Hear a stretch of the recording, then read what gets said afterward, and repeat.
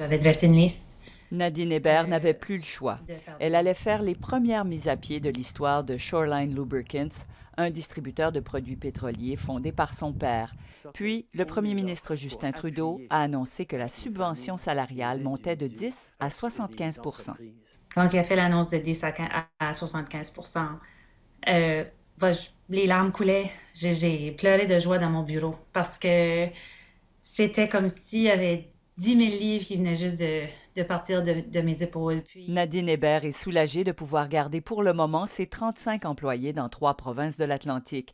Mais ce qui la garde éveillée la nuit, c'est la crainte des conséquences à venir. on a énormément de clients qui nous doivent toujours des paiements. Puis, j'ai peur qu'il y en a parmi eux,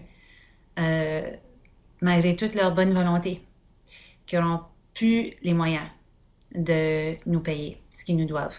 C'est qu'il y a une baisse à peu près au-dessus de 60 dans le niveau de chiffre d'affaires que nos clients sont capables de générer.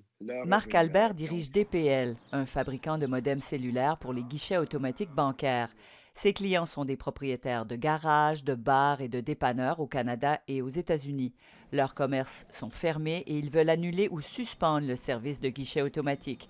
M. Albert veut à tout prix garder ses 25 employés hautement qualifiés, mais l'inquiétude le ronge. Comment vais-je le faire?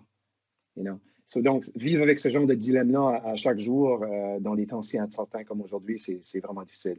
C'est certain qu'on a mis à pied des gens, on a diminué nos heures pour certains des commerces. On encourage le télétravail. Vicky Wallace-Godbout est copropriétaire d'Edmundston Truck Stop, d'un restaurant et d'une radio qui subissent tous une baisse d'achalandage.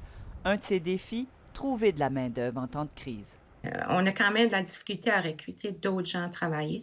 Ça, c'est une préoccupation que j'ai. Les gens sont inquiets. On est tous inquiets de la situation. On veut tous se protéger. Malgré la tourmente, Mme Wallace-Godbout ouvre cette semaine à Moncton un nouveau service pour des travailleurs indispensables, les camionneurs. On pratique quand même la distanciation sociale et puis les contracteurs ne veulent pas travailler tous en même temps, ce qui a repoussé la date d'ouverture. Mais les gens veulent quand même aller travailler. Mais pour beaucoup d'entreprises, il n'y a plus de travail ni de revenus. Marc Albert s'inquiète pour ceux qui risquent de tout perdre. C'est des temps dangereux. Les taux de suicide vont monter, c'est sûr.